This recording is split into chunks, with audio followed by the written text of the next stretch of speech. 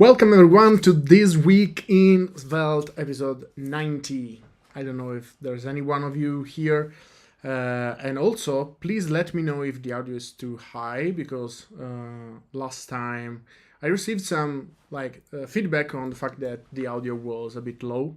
So now I bumped it up a bit. Let me know if it's too high, if it's okay. Give us feedback, please.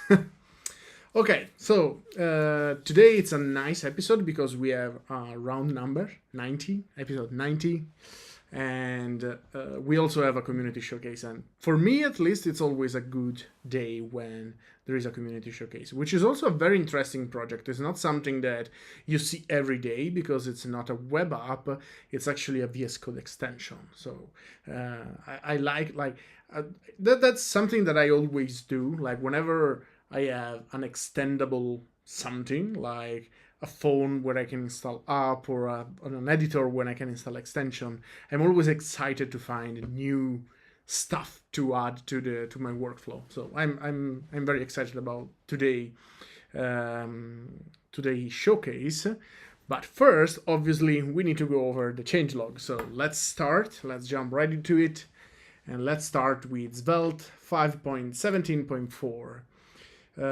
We have some bug fixes. Never consider inert boundary effects. So an inert effect in Svelte is basically so effects can become inert when they have no dependency. So if they have no dependency, what happens is like we just don't do that work anymore. Like we remove them from the reactivity graph so that we can prevent work. But with boundary effect, there was this problem because the snippet, the failed snippet, is actually run after the effect runs when there is an error, and so the effect was initially inert and it was removed, and so the reactivity was lost. I don't know, did we found about this bug during last week stream? I can't remember, but it's something that it was interesting. Store access on component destroy. This was a very interesting bug because basically there's still kind of a problem with this. Not really, but so let's say that we have a component, and I think I need to zoom in a bit more, and we have a prop number like this. If we have an effect and inside the effect we console log number, for example, so this is the not the effect itself, but is the cleanup of the effect. This number is effectively just accessing a getter, which we pass from the parent. So if I do component / component of Svelte, stuff like that. Let's do count and let's do $sign state 0. And let's say that we have a button with count, and on click we do count ++, and then let's say that we have something like null, and we do count is equal to null, right? So if we have something like this, if count is different from null, and we render the component and we pass the count in, right? Technically, like when we it's number, not count. Number is equal to count. So the point is that technically when count is null, we shouldn't render this component, but the return of the effect runs after the component has been unmounted, and so it reads number, and number is actually null at that point. So if I do 4 and I nullify this, you can see that this is now null, even though technically, like, you shouldn't expect this to be null, because you are not rendering the component when count is null. But this runs after the component has been unmounted. So we are trying to find a solution to this, even though like Vue and Solid like all have this problem, because it's just how signals work. Like you need that to access a getter, and so if you have something like this, there's no way to really fix it. But we can see like we are trying to figure out what's going on. The other thing that was similar to this is, let's say that you are passing a store instead of a state. So let's import writable from Svelte, Svelte/store. Let's say that we have this writable, which is 0. So this was happening in the same way, basically.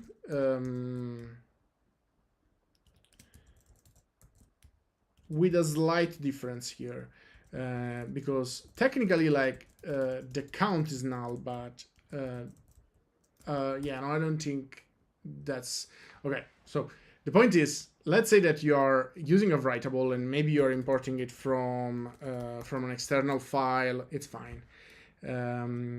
You pass down the store, and let's do like this. Let's do let checked is equal to $state true, and let's use checked to unmount the component, and let's bind it to an input type is equal to checkbox bind checked, like this. So if you have a situation like this, and then here you log number, when we unmount the component, this is reading 0, right? Before, what was happening is that if you were reading the component here and then read it again here, what was happening is that you would had two different, like, this would be outdated, or at least, sorry, the actual thing is that, let's say that I do like this, and I update $number ++ like this. Wait, is this bug still there? No, I don't think it is. Yeah, exactly. So as you can see here, we are console logging before and after the addition. Now, if you take a look at how the Svelte code is structured, you're actually calling this number, which actually call a function which it's using store get, and there is this stores, global stores object that is passed around that basically contain all the subscription to the store. And what happens is that when the component is unmounted, there is this cleanup function that gets executed that basically remove all the subscription to all the stores, because otherwise it will be a memory leak. The problem was that this cleanup ran before this, and since it ran before this, when you were updating the store like this, the actual value of the signal that backs the store was not being updated because the cleanup was already executed, and so this was actually logging the same thing, and we were actually able to fix this. As you can see now, it's actually properly updating the store and properly getting back the result. So yeah, it was pretty fun to fix this. Correctly transform prey with no content. So there was some bug fix some times ago, which I can't remember what it is, but basically, like, I talked about this last week, And if you remember, like the pre-tag basically automatically skipped the first \n, and this was problematic because like we fixed it, but then there was a problem with the transformation of the pre-tag when there was no content. Like if you take a look at the PR, it's basically just a missing question mark, which is classic thing. So it's pretty nice that it's being fixed. Wrap each block expression in derived to encapsulate effect. So this is another interesting bug fix that Simon did, because basically like when you create, when you have an expression in an each tag, it needs to be evaluated twice because like it needs to be linked to the reactivity graph. And obviously this meant that if you had a function, for example, that returned an array, it was being called 2 times. And so to fix this, we just wrapped it in a derived so that you only need to call it once, which is pretty nice. A new feature, and by the way, like I fumbled this, and as you can see, like it's a new feature, but it's not a minor, sorry. But yeah, it's a new feature technically. So the const tag was not allowed inside Svelte boundary, and now it is. So if you have a Svelte boundary, you can declare a const tag inside it, so that you can actually use like extract part of the code. Ensure signal writing validation within effect is consistent. If you remember last week, we actually talked about this. There is the new, basically now signals have a read version and a write version, and this basically allow us to speed up the creation of the signals. And there was a slight bug, and Dominic fixed it. Remove listener on bind current time teardown. This was a small hiccup in Svelte. Basically, like if you try to bind to current time in an audio player or a video player, for example, the listener for the current time basically was never cleaned up, and so it was leaking. Bump ESWrap. ESWrap is the library that Rich created to convert, like basically to get a JavaScript abstract syntax tree and spit out code. So this is parse in reverse. So like Rich always creates such genius libraries, but the thing that amazes me is the title of the library. So yeah, there was a slight bug in ESWrap that caused some problem, and it was fixed in ESWrap, and then we updated the dependency in Svelte. Ensure resume effects are scheduled in topological order. This is quite a complex stuff, but basically since like there are template effects in Svelte, which is basically responsible to create part of the template. And since we need to run animations, transitions and animations, those are slightly different from your usual effects, like the effect that you can create in your script tag, in the sense that they can be paused, then the animation runs, and then the effect is resumed and finish cleaning up, basically. And the thing was that they were not scheduled in topological order, so it means that an effect could have been launched first and then the animation finished first, and the effect would run before another effect that was run. Like, it's a bit complex. Don't worry. Like whenever there are such things, generally my approach is Dominic will take care of it. Another feature, allow template elements to contain any child. So the template element is actually like an element inside the HTML spec, and what you can use the template for is exactly to create a template. So inside your HTML, you can create a template and then put a bunch of HTML there. And that HTML will not be will not be visible inside will not even be parsed, I think, by the browser. And And so you can use it so that then you can reference that template with JavaScript. And after you reference it, you can fill in the parts, like you can add variables and stuff like that. And then you can take all the nodes and put it in the actual DOM. So this was useful, and it is actually useful for web components, for example. And it's also how, it's also how you will use declarative shadow DOM, which is something pretty interesting, which basically allow you to declare the shape of a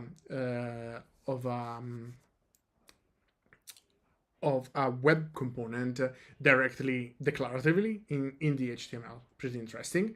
And so like this was still affected by the validation for parent-child. So if you had something like this, val.dev/playground, let's say that you have a div, for example, and you try to put tr inside a div, that's not allowed. So tr must be a child ofthead, tbody, or tfoot. So since this is like, it's an actual error compiling, let's say that this was not a div but a template. This is in some way problematic, because like maybe you just want to use this to then slot it inside inside a table, inside a t-head or t-body, and Svelte was preventing this component to actually be rendered. And so now template can actually accept any child, basically. Let's move to create fewer derived for concatenated strings. So again, if you are calling a function inside your template, that function needs to run multiple times. And since it needs to run multiple times, to relieve the stress, we create a derived for it, so that it's actually only called when something changes and something needs to re-render. And we were creating more deriveds than we needed, because the moment you had a function call inside a text node, we were creating a multiple derived for it. And so now it's fixed, so it's a bit more performant. Correctly parse leading comments in function binding. Yeah, this is just something like it was not correctly parsing if you had JSDoc inside function binding, it was not parsing correctly. This is another feature, expose class value from Svelte elements. So as you may be aware, recently we shipped the new CLSX class. So basically you can to the class attribute of an element, you can pass a string, or you can pass an array, an object, and stuff like that. And obviously this means that like the type of class changed, and let's say that you want to create your component that accept a class like this, you had to basically rewrite the type yourself. And so now you can actually import class value from Svelte elements and be done with it. So this is what Svelte did. SvelteKit also got some pretty juicy release recently. So let's take a look. Make parameter generated type import end with .js. Simply probably because of like, if you know, like you might have seen this error sometimes, like for TypeScript to work properly in some tsconfig configurations, you actually need to import TypeScript file with a .js in the end.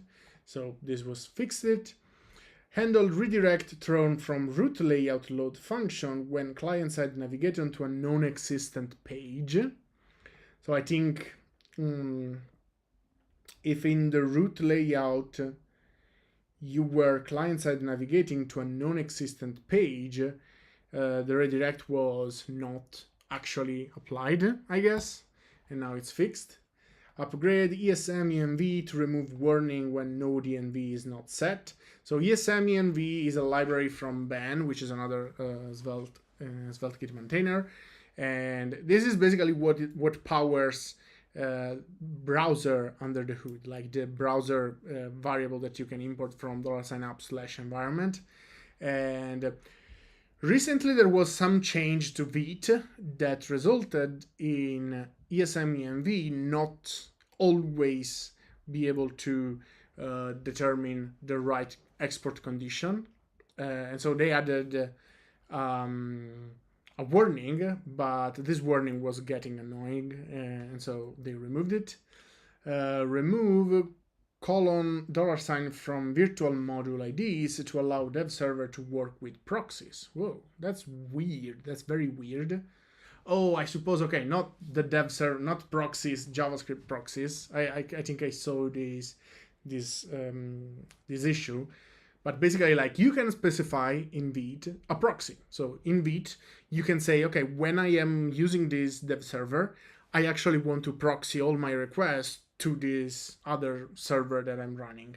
And I think since the virtual module were using this, it was not working with proxy. Fix race condition when not using SSR when pressing back before initial load. Oh, that's weird. That's very bad. So I think there was a race condition when you were not using SSR, and so before hydration, if you clicked back, it was creating a problem. And then we got another big thing. We actually had some features. So add ability to invalidate a custom identifier on GoTo. I actually looked at this last time, and it's very interesting. So basically now inside GoTo, you can actually say, you can say invalidate all, and that will invalidate all the identifiers, or you can actually, I don't know if that was the actual thing that was, yeah, I think it was like this. So basically now you can pass invalidate and then an identifier, and this will invalidate only that load function, which is very, very nice, because this way you can really be specific about what you know will need to rerun. I'm curious if they also updated the documentation.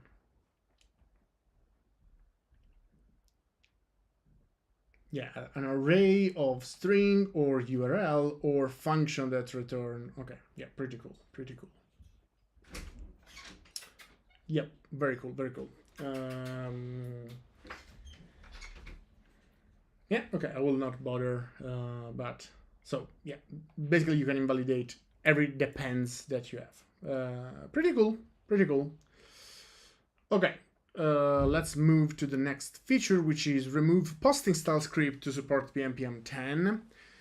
So this is a bit of a weird one. I don't know if you know about post-install script, but basically every package, like every project, can specify a post-install script. And this is something that is very risky, because basically this is JavaScript that will run on your machine when you install something. So after you do PNPM I or NPM I, this post-install script will run on your machine, and every post-install of every dependency will run on your machine. So this means that if, for example, I publish a package and in the post-install script, I put a small script that will install a keylogger on your machine, then I have your passwords.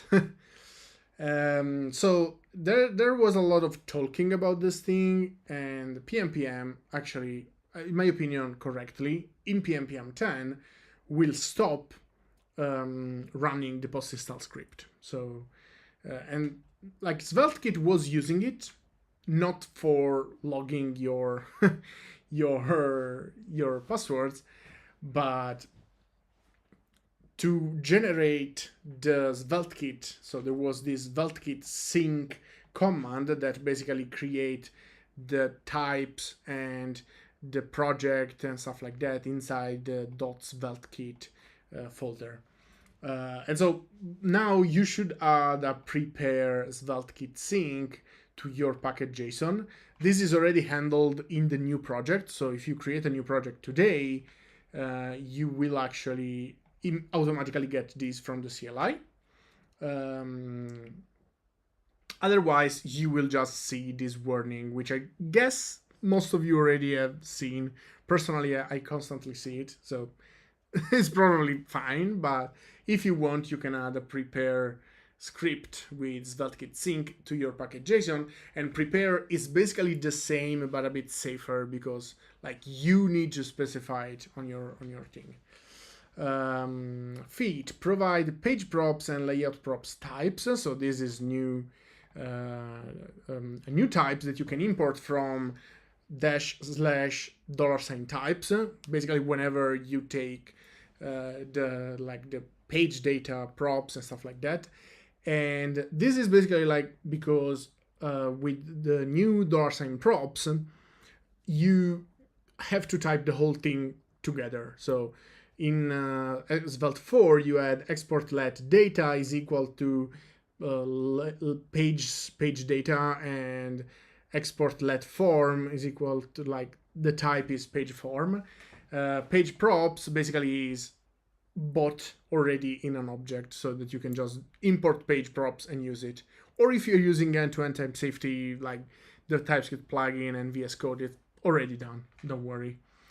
There were a lot of patch changes too. So shorten chunk file name. I think this is just for perf. So shorter chunks means a bit less bytes to throw around the internet. Strip internal data before passing URL to reroute. That's cool. So reroute is the hook to reroute your requests, and probably there was some internal data. Support absolute URL and reroutes with data SvelteKit preload code viewport. So I think you can now do this, and when something enters in the viewport, you can start preloading absolute URL and reroutes from that. Pretty cool. Use current window.fetch for server load fetch requests. So initially, when you get the fetch that you get from SvelteKit in your load function was initially cached at the beginning. So as soon as SvelteKit starts, it will get the fetch from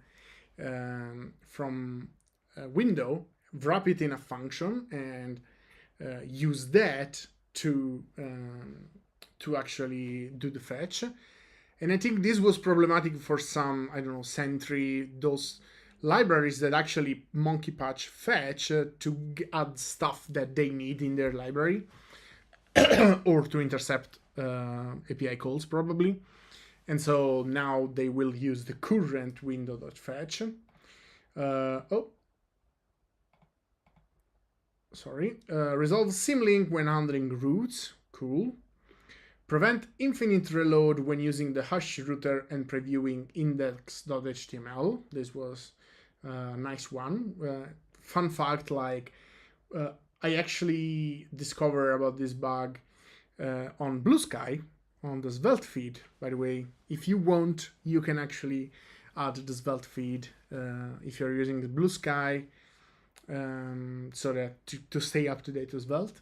And there was a user that was lamenting this thing, and I say, yeah, do you have a reproduction? We can create an issue and stuff like that. Pretty nice. Fix service worker base path in dev mode. Error during development when using use enhance with plus server. Yeah, cool. So if you try to use enhance with a server root, it doesn't work. So now we error during development. Add most common status code and redirect to JS documentation. This is nice because like the redirect status code are like, they needs to be specific. Like, for example, I think 302 is for normal redirect, and if you redirect with a 308, for example, it means a different thing, and different server do different things with different status code. Correctly linked to asset linked by inline threshold, style threshold option. Fallback to import dynamic dependency relative to SvelteKit package. Use arrow function types over bound function.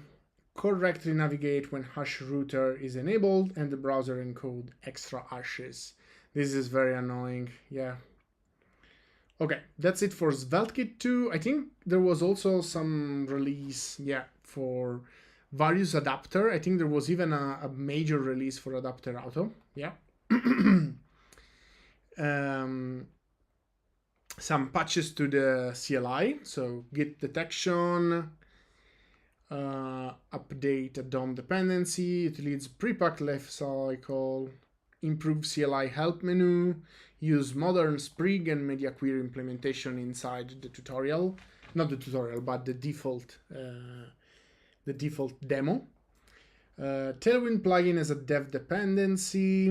ESLint plugin Svelte also got some release. Improves scoping of snippet declaration acting as slot properties. Yeah, major adapter auto. Let's see if there's something juicy. ESLint is getting a lot of love recently, ESLint, because Base Bowl Yama. I actually never said this.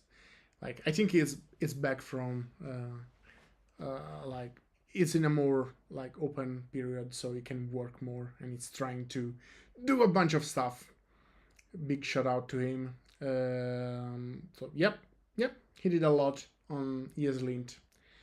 Pretty cool, pretty cool. So let's switch to a small announcement. You already know it. I already know it. Please, please come to Barcelona May 8 and 9, 2025. The submission are closed, so you cannot submit a talk anymore. I hope you did, and you will be notified soon if you are being accepted.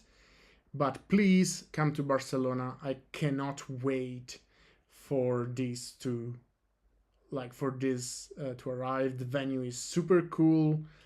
I literally cannot wait for this. I'm very, very hyped about the new in-person Svelte Summit. I cannot wait. Okay, now to the fun part for you all. Let's switch to the guest. So please welcome Harsh sorry, I need to unmute you so that I can hear you. And please welcome Harsh. He developed Svelte Radar, which is a VS Code extension.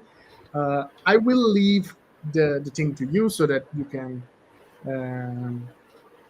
Yeah. actually present everything. If you have any question, as usual, drop them in chat, because after this we will have a Q&A. So please, Harsh. So yeah, hi Paula. Thank you for having me here. As a big fan of Svelte, it's truly an honor for me to be a guest today. And yeah, hello everyone. My name is Harsh Kotari. So it's not Harsh, as it's mispronounced. So I don't blame you. And yeah, it's Harsh, a Sanskrit name that means happiness and joy. Not gonna talk about that more. So I'm from India, and currently a final year computer science student. I'm a passionate full stack and app developer, and I have created an amazing VS Code extension called Svelte Radar. And this is my first ever open source project, and it's a way for me to express my love and enthusiasm for Svelte. So, what's Svelte Radar basically?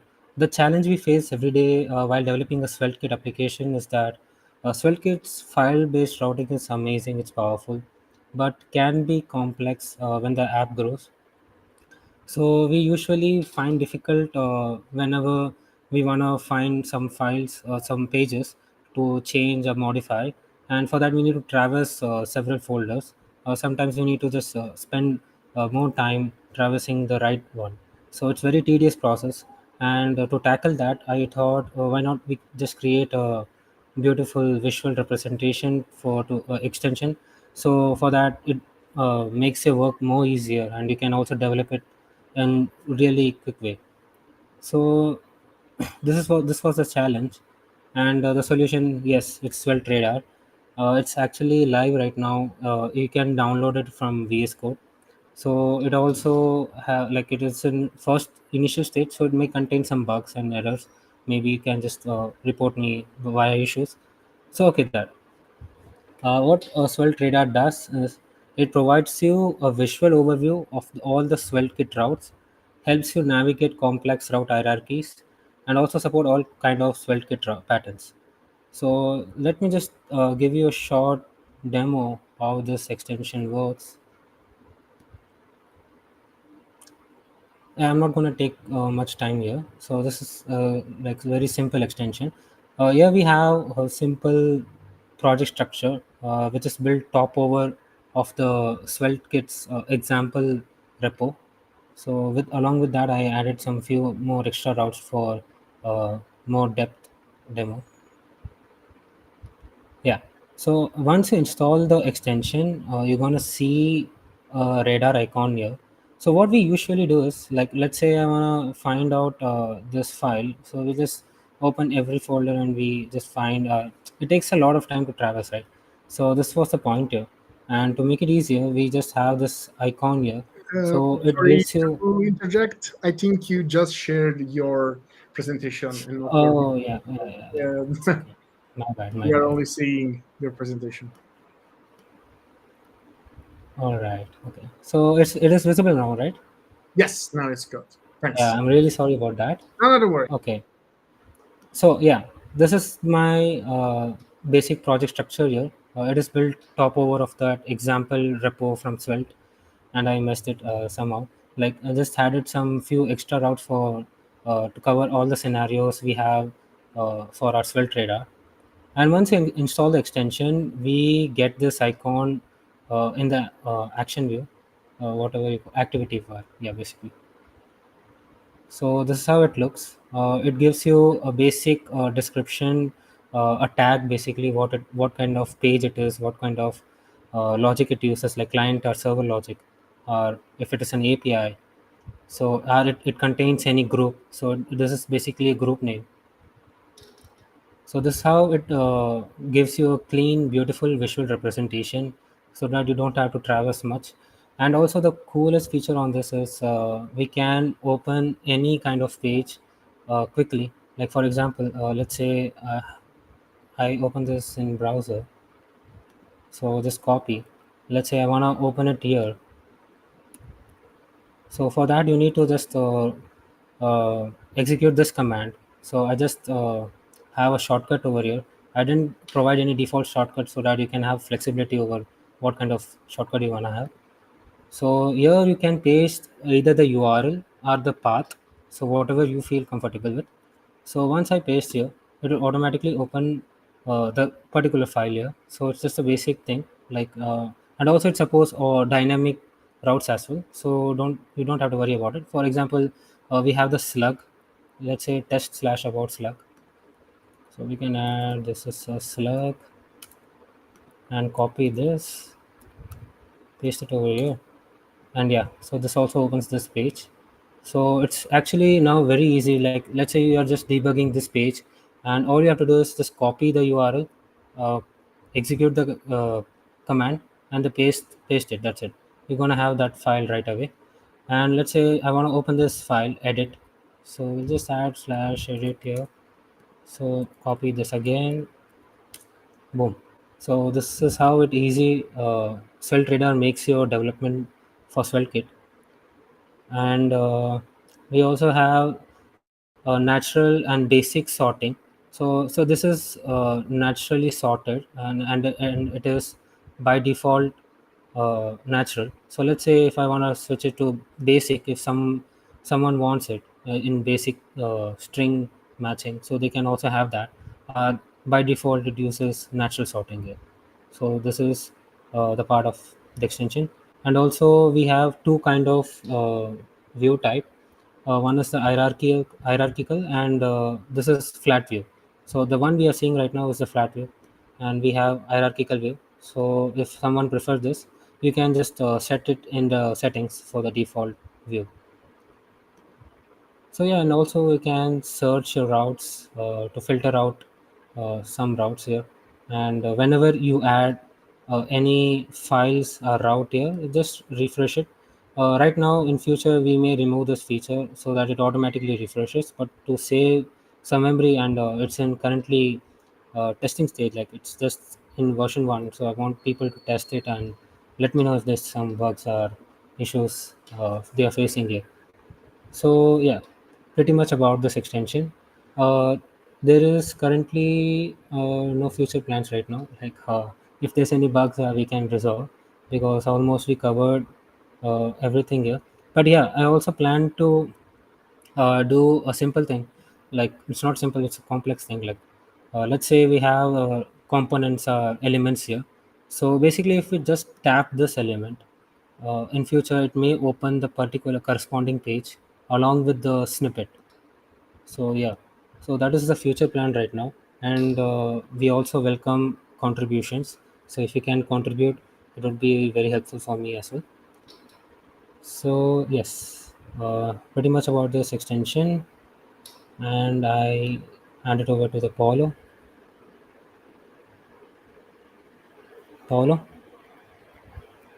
Yes, I'm back. Sorry. Okay, if you can switch to the presentation, maybe so that we can. I know that you can. We will not be able to see me, so sorry, but just so that people can have much better view.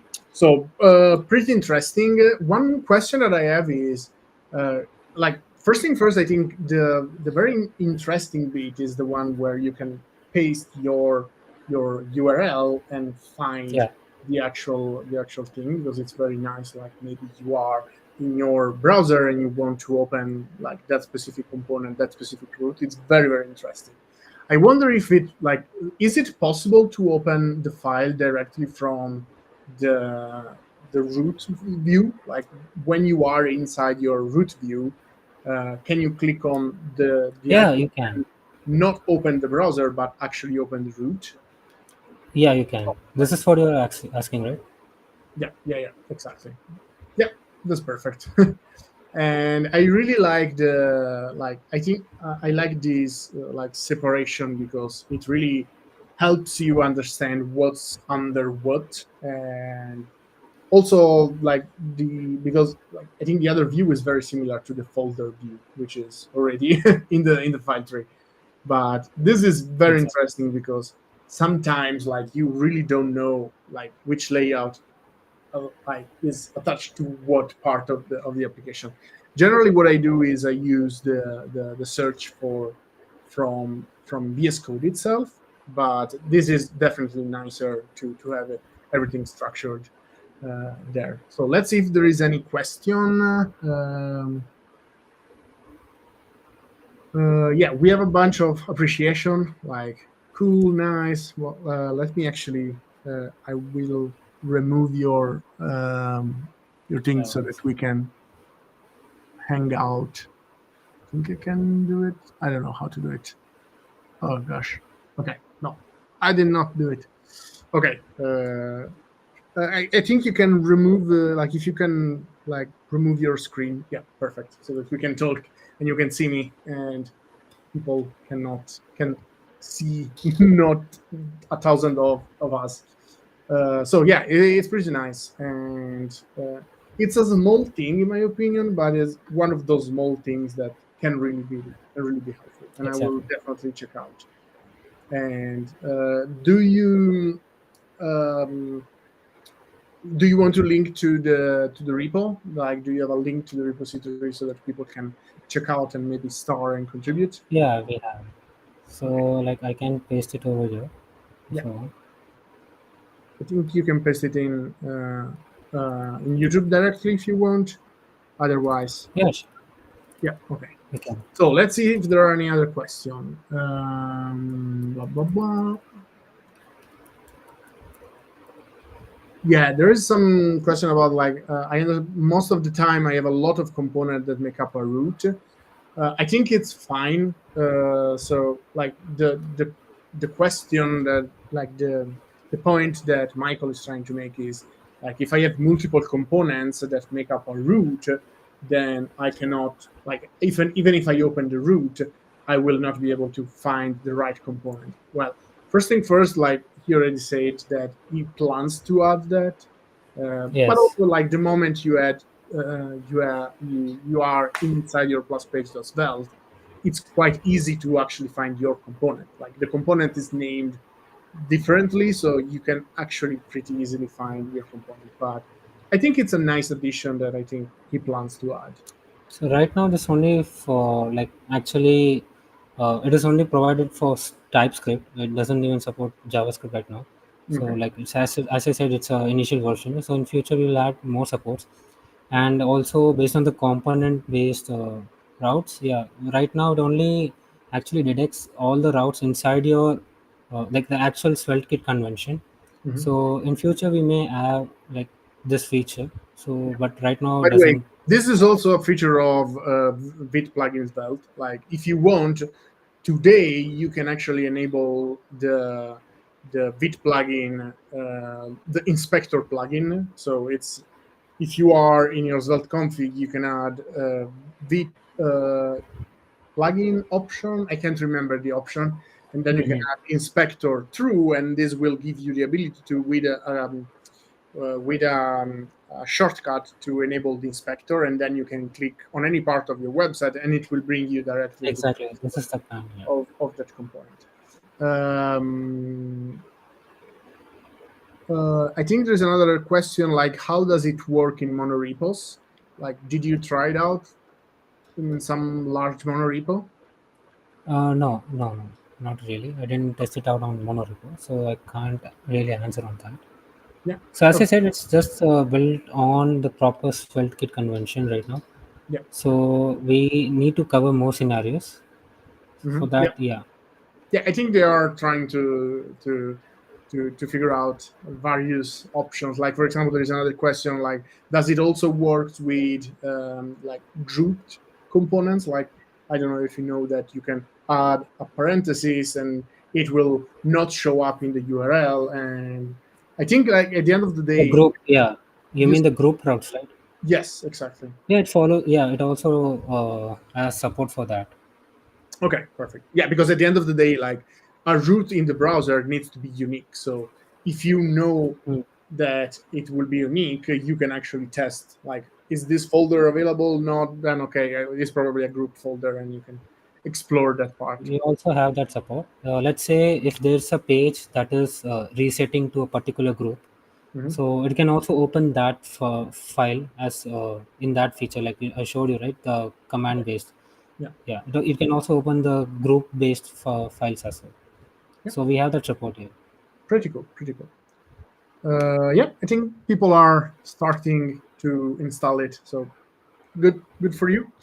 And thank you, everybody. Thank you for joining us. And I hope you learned something, and I hope you enjoyed this episode of This Week in Svelte. Thank you to Harsh. Sorry, I think I fumbled before for showcasing your work. And I'll see you guys next week. No problem. Thank you, Paul, for having me here. Bye. Bye, everyone.